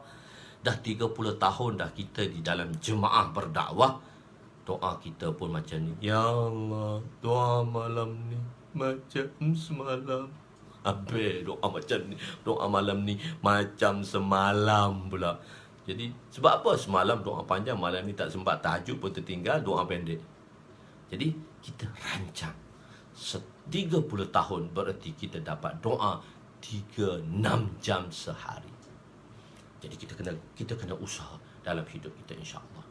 Allah mudahkan kita, Allah mudahkan saya. Doa untuk saya cakap pandai, tapi amal belum tahu lagi. Tuan-tuan dengar, masya-Allah, Allah boleh amalkan dalam kehidupan kita, insya-Allah. So kita baca hadis yang ke-12, bracket 11. Perintah untuk memerangi orang-orang kafir. Agak panjang sedikit saya memberi penerangan hari ini. Bismillahirrahmanirrahim. Wa ani ibni Umar radhiyallahu anhuma قال رسول صلى الله عليه وسلم أمرت أن أقاتل الناس حتى يشهدوا أن لا إله إلا الله وأن محمد رسول الله ويقيموا الصلاة ويؤتوا الزكاة فإذا فعلوا ذلك عصموا مني دماءهم وأموالهم إلا بحق الإسلام وحسابهم على الله متفق عليه إلا أن مسلما لم يذكر إلا بحق الإسلام. Sayyidina Ibnu Umar radhiyallahu anhuma, Ibnu Umar, jadi Abdullah bin Umar lah. Abdullah tu pun sahabat dan Sayyidina Umar tu sahabat. Jadi radhiyallahu anhuma. Sayyidina Ibnu Umar, yang kecil-kecil hitam tu, radhiyallahu anhuma lah, meriwayatkan bahawa Rasulullah sallallahu alaihi wasallam bersabda, aku diperintahkan bahawa aku memerangi aku memerangi manusia. An-nas tu terjemah manusia, dalam bracket orang yang bukan Islam, sehingga mereka bersaksi bahawasanya tiada Tuhan selain Allah dan Muhammad itu sebagai utusan Allah, mendirikan solat dan menunaikan zakat. Apabila mereka melakukan demikian, maka mereka telah memelihara diri dan harta mereka daripadaku, melainkan dengan hak Islam, dan penghisabannya terserahlah penghisaban mereka terserah kepada Allah. Riwayat itu muttafaq alaih. Dalam riwayat Imam Muslim, melainkan dalam riwayat Imam Muslim tidak menyebut perkataan illa bihaqqil Islam. Penerangan pada muka surat 190. Aku diperintahkan, umir tu dia bawa dalam sirah majhul. Sebenarnya amar tu amarna, kami memberi perintah. Umir tu aku telah diperintahkan. Zahirnya hukum ini daripada Allah lah. Siapa yang memerintahkan Nabi? Nabi kata tak tunjuk siapa yang memerintah. Sebabnya amarallahu amarani. Amarallah, yani amarani Rabbi, Allah Ta'ala, Tuhanku, amarani Rabbi, telah memerintahkan aku. Ini umir tu, aku diperintahkan. Maksud siapa dia? Selain daripada Allah yang memerintahkan Nabi, hanya Allah sahajalah. Hukumnya adalah untuk memerangi orang-orang musyrikin kufar, orang-orang musyrik yang kafir, sehingga mereka bersaksi. Mana perang dengan mereka sehingga mereka bersaksi bahawa tiada yang layak disembah melainkan Allah, dan Muhammad itu adalah pesuruh Allah, dan mendirikan solat dan menunaikan zakat. Daripada hadis ini difahami bahawa orang kafir itu perlu diperangi jika tidak melakukan 3 perkara. Sebab itu kita faham selapis daripada hadis ini. Sebab kita tak boleh amal dengan satu hadis. Kita kena banyak lagi compare hadis-hadis yang mana barulah kita dapat tahu makna hadis tersebut. Ini dibahaskan oleh ulama. Sebab tu kita kena ikut fuqaha ajalah, tak payahlah sendiri baca, tak apa, tapi kita beramal dalam hukum fiqh, kita mengikut mazhab fuqaha. Baca, Ustaz kalau baca tak faham, baca tak apa untuk kefahaman, tapi ulama telah bahaskan di situ. Okey, dan saya dah bahaskan sikit. Itu pun semua daripada perbahasan ulama, bukan saya yang bahaskan ni. Saya ambil kutip semua daripada perbahasan ulama. Daripada hadis ini difahami orang-orang kafir itu perlu diperangi jika tidak melakukan 3 perkara ini. Akan tetapi ada perkara yang lain yang menyebabkan orang kafir tidak diperangi seperti dan 3 hadis ni zahirnya kita kena perang dengan orang kafir. Kita perlu menyerang orang kafir jika dia tak buat perkara. Tapi ada juga tempat-tempat pengecualian. Kenapa kita tidak berperang dengan mereka? Ada pengecualian. Jadi sebab itu dalam konsep kita pergi dakwah, Nabi SAW dia berdakwah, mula-mula dia dakwah dulu. Dakwah masuk Islam, aslim taslam, aslimu taslamu. Jadi kita dakwah dulu. Jadi bila mereka tak boleh terima, mereka pergi kepada konsep kedua, iaitu membayar jizyah. Konsep bayar jizyah ni dia ada istisna lah. Jadi bila bayar jizyah tak perlu perang lah, walaupun dia kafir. Dia ada. Ataupun dia panggil perdamaian. Dia panggil sulah. Sulah ni ada perdamaian, tak berlaku peperangan. Bila berlakunya sulh Hudaybiyah, dulu orang Islam dengan orang kafir musyrikin perang. Tapi bila berlaku sulh Hudaybiyah, dalam masa sekian diperjanjikan di situ tidak boleh berlaku peperangan. Tak boleh berlakukan peperangan atas dasar sulh tadi. Jadi ada hadis ni kalau secara umum kita tengok kena perang bila-bila masa, tapi ada hadis pengecualian yang menyebabkan kita semua tak boleh. Begitu juga orang-orang Mekah, mereka telah mengecualikan daripada Ashharul Hurum tadi, bulan yang 4 tadi, gencatan senjata, jangan ada peperangan. Nanti insya-Allah kita cerita dalam wafat Ibnu Abdul Qais yang datang kepada Nabi SAW. Di situ kita akan ceritakan insya-Allah. Jadi akan tetapi ada perkara yang lain yang menyebabkan orang kafir itu tidak diperangi, seperti apabila mereka bersetuju untuk membayar jizyah. Tak perlu perang lah, walaupun hadis kata perang, tapi hadis ini istisnakan dia, mengecualikan bila ada jizyah. Sebab ada hadis pembayaran jizyah, maka di situ orang tu dijaga oleh Islam dan dia di bawah sebagai kafir zimmi. Kita tak boleh perang dengan dia. Okey. Jadi di situ ialah maka seperti membayar jizyah mereka ataupun mereka yang berdamai, suluh dan mereka yang berdamai atau mereka bersetuju untuk muahadah, membuat perjanjian damai. Muahadah, satu bai'ah, satu muahadah. Bai'ah ni dia khusus dah, muahadah ni umum, dia berjanji taat setia, berjanji setia. Muahadah bila sahabat dia pergi serang orang tu tak masuk Islam, dia tak nak bayar jizyah, so sahabat buat muahadah. Ada konsep dia buat muahadah. Ada kan dakwah dulu, lepas tu ambil jizyah, lepas tu perang. Dia ada satu konsep lagi. Dakwah, tak nak dakwah jizyah, tak nak dakwah jizyah, kita sulah, kita buat muahadah. Kalau tak nak muahadah, baru serang. Kalau muahadah, apa maksud muahadah? Okey, sekarang buka jalan kepada kami nak pergi kampung sebelah untuk Islamkan mereka. Jadi orang tu dalam muahadah, maka dia berjanji tak nak berperang. Jadi kita boleh bermuahadah dengan dia. Jadi di situ juga terhentinya peperangan. Muahadah. Hadis ini hukumnya pada permulaan Islam. Hadis ini adalah awal Islam. Hukumnya pada permulaan Islam. Ketika tiada lagi sulh. Kemudian kedua, hadis ini adalah untuk orang musyrikin Arab. Kemungkinan kedua, tarjih hadis ini pada awal Islam diperintahkan sebelum adanya sulh dan sebagainya. Dan kedua ialah hadis ini ialah untuk orang musyrikin Arab saja, bukan umum untuk semua musyrikin. Jadi musyrikin itu yang Nabi hadapi orang-orang musyrikin Arab, bukan semua musyrikin yang lain. Daripada hadis ini diketahui juga 3 perkara ini adalah penting. Oleh sebab itu sebahagian ulama berpendapat mereka yang meninggalkan solat itu kafir. Manakala fatwa pendapat jamhur, selagi tidak menafikan kefarduan, maka dia masih tidak dihukumkan kafir walaupun dia meninggalkan solat. Jadi pada peringkat dulu saya dah katakan, orang dulu dia punya SOP tinggi, spek dia tinggi. Dia punya takrif tu tinggi. Sebab apa? Orang Islam ni dia mesti sembahyang. Kalau tak sembahyang, dia bukan Islam lah. Sehingga maksudnya orang kafir, orang yang munafik, yang i'tiqadi. Munafik ada 2, nanti kita akan belajar, munafik amali dan munafik i'tiqadi. Kita lah munafik amalinya, buat menipu, janji menipu, cakap bohong, bagi amanah tak tunai, begitu kita, bergaduh, maki hamun. Gitu. Itu sifat-sifat munafik. Itu munafik, dia panggil munafik amali, tapi dalam i'tiqad dia masih Islam. Munafik yang ada di zaman Nabi SAW, munafik i'tiqadi, luar saja Islam, dalam dia kafir. Dalam kafir tu pun dia sembahyang juga berjemaah. Semayang Jumaat. Cuma dia tak semayang Jumaat tu sebab dua keadaan sahaja. Sebab malam gelap. Malam gelap dia tak boleh pergi semayang. Dan sebab dia kata Nabi tak nampak. Dan waktu subuh gelap. Dua waktu ni berat bagi orang munafik yang ada di zaman Nabi SAW. Kita orang Islam pun tak pergi semayang, berjemaah. Begitu. Jadi orang munafik ni ialah mereka gerak. Kenapa? Masa tu gelap. Di masjid Nabi SAW tak ada api lagi. Masjid Nabi SAW datang pelita tu dibawa api.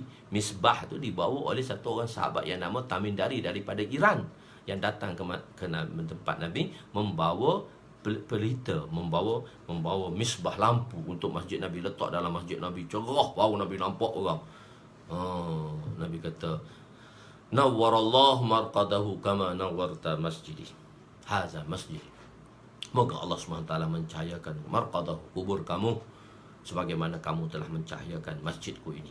Itu pada doa pada Sayyidina Tamim Dari radhiyallahu anhu, yang telah membawa lampu pada tahun ke-9 Hijrah di dalam masjid Nabi. Masa tu gelap lagi.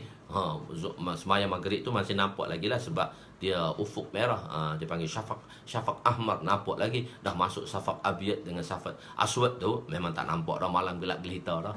Kalau tak ada purnama pula lagi gelap. Begitu. Okey, itu kita belajar pula syafaq pula. Ada 3 syafaq itu dalam bab hukum sembahyang lah. Okey, tak apa. Hadis ini juga jadi 3 perkara.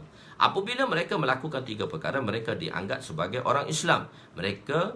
Maka mereka telah memelihara diri dan harta mereka, yakni mereka tidak boleh diperangi dan harta mereka tidak boleh dirampas.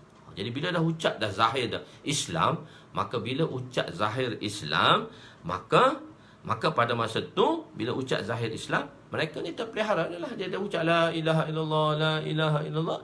Okey, sudah jadilah. Di dalam satu peperangan, mereka dah ucap la ilaha illallah. Usamah bin Zaid, satu peperangan tadi, dia telah ucap, nanti ada di mana tempat 200 lebih tu. Dalam Usamah bin Zaid, bila dalam satu peperangan, satu orang tu telah ucap la ilaha illallah, satu orang telah ucap la ilaha illallah, maka dia bunuh juga orang tu. Maka telah sampai kepada Nabi SAW, pada tanya Usamah, kenapa kau bunuh orang tu? Dia ucap kalimah tu sebab dia takut kat pedang. Nabi SAW kata, kata dalam hati dia iman tadi. Dia kata, ya Rasulullah, dia takut kat pedang. 7 kali sahabat tu kata, Usamah kata. Dan Nabi kata, macam mana la ilaha illallah di hari kiamat nanti? Dia rasa aku tak terlepas dengan persoalan tadi. Jadi kita terima sebagai zahir. Kita terima sebagai, kecuali dia menceroboh hak Islam, maka kita boleh bunuh dia. Maknanya bukan kita lah, pemerintah tadi boleh bunuh dia, hukum bunuh tadi. Kisah seperti dia bunuh satu orang Islam tanpa hak, maka kita kena kisahkan mereka. Yakni mereka tidak boleh diperangi dan harta mereka tidak boleh dirampas apabila melainkan dia menceroboh hak Islam, seperti kisah dan hudud. Contohnya mereka mencuri, maka kita kena potong tangan ataupun kita bunuh dia kalau dia melakukan pembunuhan tadi. Jika sabit kesalahan membunuh, maka dia akan dihukum bunuh. Jika sabit kesalahan mencuri, maka dia hak tertentu akan dikenakan. Mencuri pun kadar hak tertentu yang dikenakan supaya tangannya, maka tangannya akan dipotong. Bukan sebab salah curi potong tangan, salah curi potong tangan. Tak boleh. Hukum tak ada. Ni hurakut ni hadis ini saya dah cerita sini, saya terlupa riwayat. Penghisaban mereka terserah kepada Allah kerana ia hanya mukallaf. Kita hanya dimukallafkan, diberi tanggungjawab untuk perkara zahir saja. Bila dia dah ucap Islam, bila dia kata dia dah Islam zahir, kita terima je, anak Muslim, okey, terima je lah. Maka kita tak boleh lagi nak bunuh dia. Untuk menghukumkan dia munafik bukan hak tugas kita. Untuk menghukumkan dia munafik bukan hak kita. Sebagaimana kisah Sayyidina Usamah bin Zaid yang telah memerangi satu kaum di Huraqat, sehingga beliau telah mengepung seorang lelaki daripada kalangan musuh, sedang setelah dikepung lelaki itu mengucap syahadat, tetapi Sayyidina Usamah bin Zaid juga telah membunuhnya. Setelah laporan itu dibuat kepada Nabi, baginda bersabda kepadanya, mafhum, adakah engkau membunuhnya walaupun dia telah mengucap kalimah? Kau dah bunuh dia. Kita tahulah dia bunuh tu. Kita bunuh tu sebab dia takut sebab dia takut kat pedang. Nabi kata, kau tahu ke dalam hati dia? Sebab tu kita mukallaf, kita bertanggungjawab kepada zahir orang tadi. Kita tengok orang tu, kita kata misalnya anak kita, dia bohong dengan kita. Dia kata tak, habis dia tak buat. Okey, kita terima kali pertama. Kali kedua dia bohong pula. Kita kena cari dah dalil. Tapi kalau kita tanpa bukti, kita tak boleh menuduh dia. Begitu. Kita hanya dimukallafkan, kita diberi tanggungjawab untuk perkara zahir. Begitu juga apabila seorang itu telah berikrar, maka kita menghukumkannya ke atas ikrar tersebut. Dia kata, anak Muslim, saya Islam. Kita terimalah. Kita terima dalam hati dia, kita tak tahu. Wa ma tukhfis sudur, Allah saja yang tahu. Apa dalam hati manusia, Allah sahaja yang tahu. Jadi kita beramal dengan perintah tadi. Dalam hadis ini juga tidak disebut tentang haji dan puasa. Siapa tak sebut haji dan puasa? Hanya sebut kalimah sembahyang dan zakat. Puasa tak sebut. Ada kemungkinan puasa dan haji tidak disebut kerana belum difardukan lagi pada masa itu. Belum fardu lagi pada masa itu. Mungkin ada situ kat Mekah, belum difardukan lagi puasa pada masa itu. Haji pun tak fardukan juga. Tapi ahkam haji ini telah turun di Mekah. Cuma pelaksanaan dia di Madinah. Begitu. Begitu juga ahkam puasa. Ahkam puasa dia dah ada di Mekah dah. Dia diamalkan di Madinah. Banyak ahkam-ahkam macam sembahyang Jumaat, ahkam dia di Madinah, di Mekah lagi. Cuma tak boleh tunai kat Mekah, dia tunaikan kat Madinah. Begitu. Jadi mungkin pada masa itu tidak disebut, mungkin dia tak difardukan, atau boleh jadi rawi meninggalkan kerana sebab-sebab tertentu seperti terlupa atau ikhtisar untuk meringkaskan riwayat ini. Ataupun rawi tadi dia terlupa dua tadi, dia tinggal dua tadi. Mungkin juga kadang-kadang kita tengah cerita terlupa. Jadi dalam majlis tu tak cerita. Gitu. So rawi tadi dalam hadis ni, dalam selepas itu rawi-rawi tadi akan meriwayatkan sebagaimana rawi yang telah meriwayatkan daripada pertama tadi. Itu aja, maka dia tinggalkan. Ataupun kadang-kadang dia nak cerita satu-satu benda, maka dia cerita benda penting tu dia nak highlightkan satu perkara. Jadi benda yang dia tak nak highlightkan tu dia tinggalkan. Macam itulah kita, mana kita tak highlightkan benda tadi. Kita nak highlightkan satu benda, maka kita menceritakan benda tadi. Jadi seolah-olah benda lain tak ada. Jadi itu kadang-kadang berlaku di kalangan rawi-rawi. Kadang-kadang dia nak apa benda yang nak di-highlightkan di situ.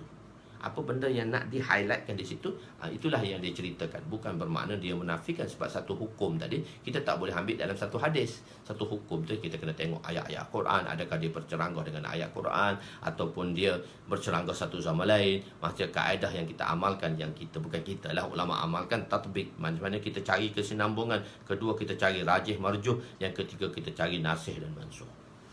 Begitu kaedah-kaedah yang telah dijalankan. InsyaAllah kaedah-kaedah ini yang telah dijalankan sedemikian, maka bila kita buat sedemikian, InsyaAllah maka Allah SWT akan bantu pada kita semua. InsyaAllah Allah akan bantu. Kita baca satu hadis lagi. Siapakah orang Islam? Khair. Sayyidina Anas radhiyallahu anhu, wa ana Anas radhiyallahu anhu annahu qala Rasul sallallahu alaihi wasallam, man shalla salatana wastaqbala qiblatana wa akala zibahatana fadhalika almuslimu alladhi lahu zimmatullah wa zimmatu rasulih fala tuhfirullaha fi zimmatihi. Rawahu Bukhari. Sayyidina Anas radhiyallahu anhu meriwayatkan bahawa Rasulullah sallallahu alaihi wasallam telah bersabda, barang siapa yang bersolat dengan solat kita dan menghadap kiblat ke arah kiblat kita dan memakan sembelihan kita, maka dia dikira sebagai seorang Muslim yang baginya perlindungan Allah dan perlindungan Rasulnya. Maka janganlah kamu mengkhianati perjanjian dengan Allah berkenaan dengan orang-orang yang di bawah perlindungannya. So kalau kita terjemah lafzi tak faham, so saya terjemah masuk dalam bracket. Sebab perkataan-perkataan dalam bracket itu tak ada dalam hadis, tapi sebenarnya tak ada dalam hadis ni.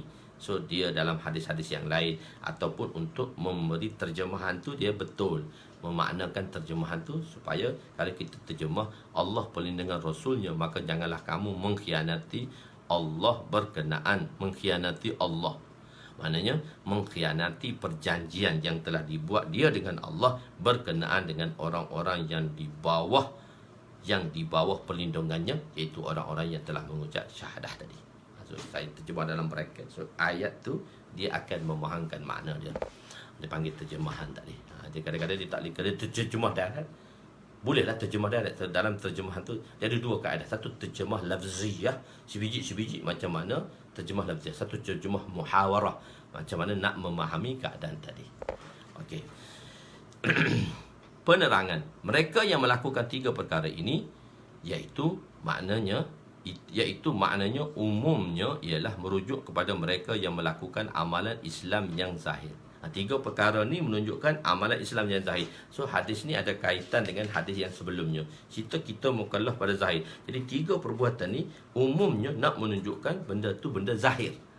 Tu maknanya tu. Saya kata iaitu maknanya umumnya merujuk kepada mereka yang melakukan amalan Islam yang zahir pada pandangan kasar. Maka kita dia akan dianggap orang yang beramal tadi secara zahir itu sebagai seorang Islam.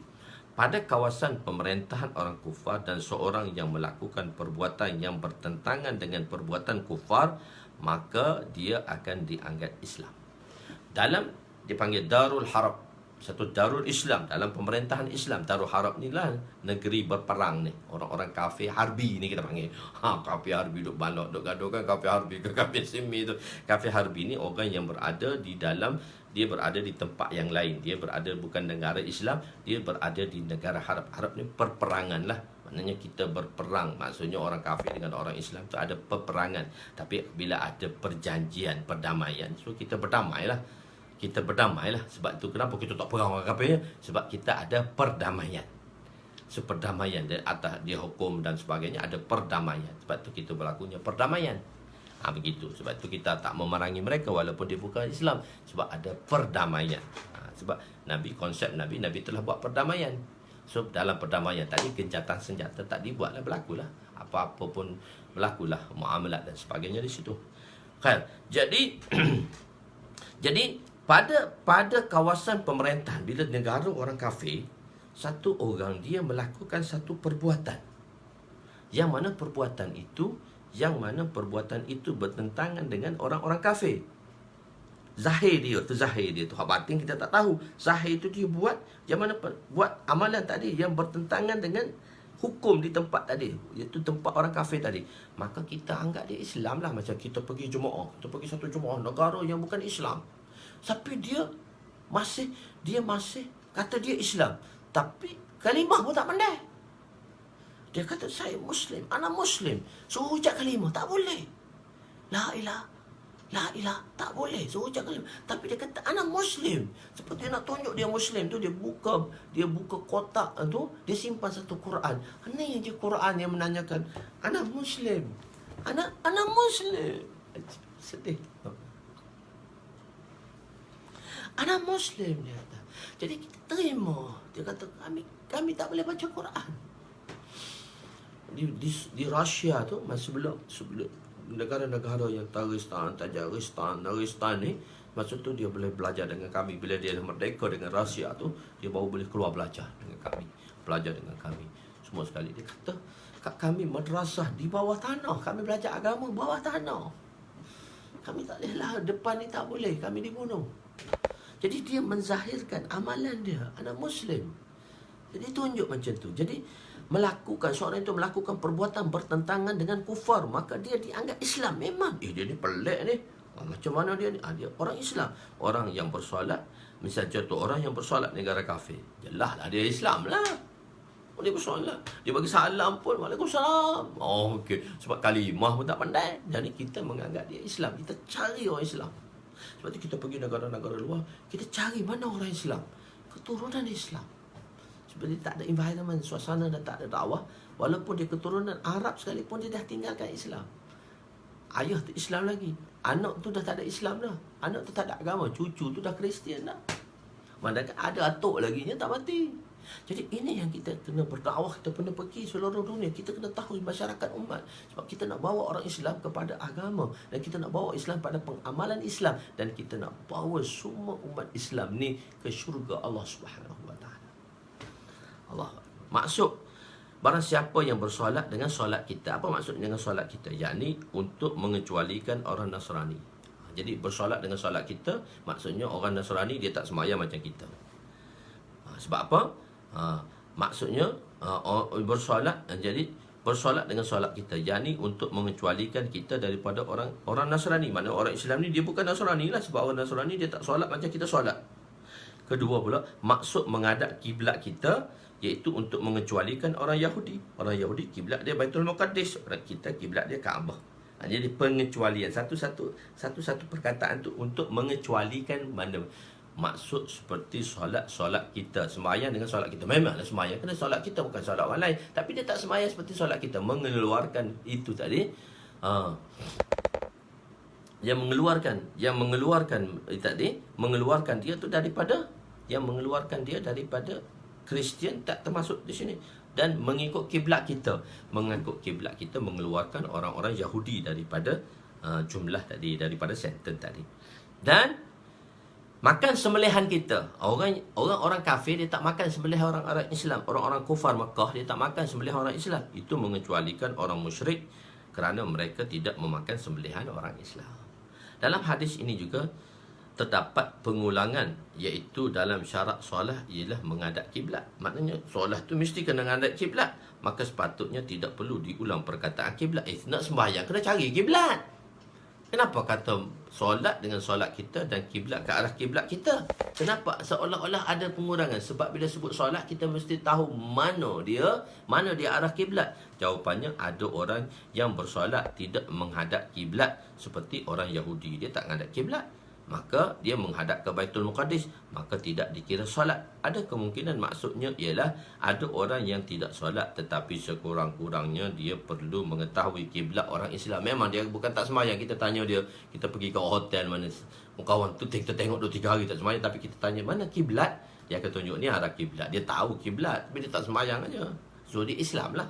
Orang yang melakukan 3 perkara ini juga telah diletakkan di bawah tanggungjawab keamanan Allah. Bila dia buat secara zahir dia tanggungjawab Allah lah, maka janganlah kamu pecahkan tanggungjawab itu. Oleh itu nisbah dhamir pada zimmatihi itu kembali kepada Allah, dalam tanggungan Allah. Perlindungan juga dinisbahkan kepada Rasul sebagai nisbah majazi, bukan hakiki, kerana Rasulullah SAW ialah orang yang menyampaikan hukum. Maksud lain, jangan dikatakan apa-apa kepada orang ini, yakni jangan disyaki tentang keislamannya terhadap amalan zahir tadi. Oleh itu, seorang yang ingin mendapat perlindungan Allah dan Rasulnya, hendaklah dia tidak meninggalkan salat. Wallahualam. Kita agak panjang dah hari ni sikit sebab hari ni hari Ahad cuti. Okey, masya-Allah. Tuan-tuan boleh bagi masa sedikit sebanyak. Jazakumullah ahsanul jaza, supaya Allah Subhanahu wa taala bagi taufik pada kita. Aku qouli hadza, astaghfirullahalazim li wa li walidayya wa li jami'il muslimin wal muslimat wa lil mu'minina wal mu'minat al ahya'i minhum amwat bi rahmatika ya arhamar rahimin ya awwalal awwalin wa ya akhiral akhirin wa ya dzal quwwatil matin wa ya rahimal masakin wa ya arhamar rahimin. Allahumma ighfir lana dhunubana wa wassi' lana khalaqana wa tajib lana kasabana wa kanni'na bima razaqtana wa la tuzhib talabana ila syai'in sarraftahu anna. Ya Allah, ya Tuhan kami, ampunilah dosa-dosa kami, dosa kedua ibu bapa kami, mertua kami, abang kami, kakak kami, adik kami, jiran tetangga kami, sahabat handai kami, waria-waria kami, datuk nenek kami, asatizah kami, guru-guru kami, talamizah kami, anak-anak murid kami, dosa anak isteri kami. Ya Allah, dosa datuk nenek kami, ya Allah. Ya Allah, ya Allah, pilihlah kami, ya Allah. Berilah keampunan pada kami semua, ya Allah, dengan rahmat-Mu, ya Allah, dengan keberkatan hari nuzul Al-Quran ini. Bukalah hati kami untuk Al-Quran, basahilah lidah kami dengan membaca Al-Quran. Ya Allah, jadikanlah akhlak kami akhlak Al-Quran. Ya Allah, bantulah kami, tolonglah kami, ya Allah, kasihanilah kami, ya Allah. Ya Allah, selesaikanlah segala masalah kami pada mereka di kalangan kami yang berhajat, maka selesaikanlah segala hajat dan keperluan kami, ya Allah. Ya Allah, selesaikanlah hajat dan keperluan kami yang jawas, ya Allah, pada mereka yang mana berdoa bagi pihak kami, pada mana mereka yang berdoa bagi pihak kami, meminta doa daripada kami, ya Allah. Tunaikanlah segala permohonan jawas mereka, ya Allah. Bantulah mereka, ya Allah. Kasihanilah mereka. Selamatlah kami daripada musuh, ya Allah. Dan selamat kami daripada penyakit COVID-19, ya Allah. Nyahkanlah penyakit ini di seluruh alam, ya Allah. Ya Allah, perbaikilah amalan kami. Terimalah kami, ya Allah.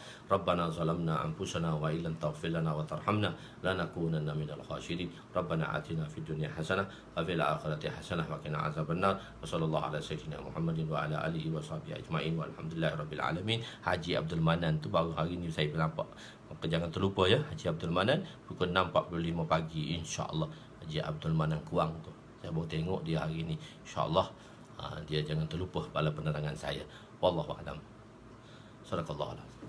Bismillahirrahmanirrahim.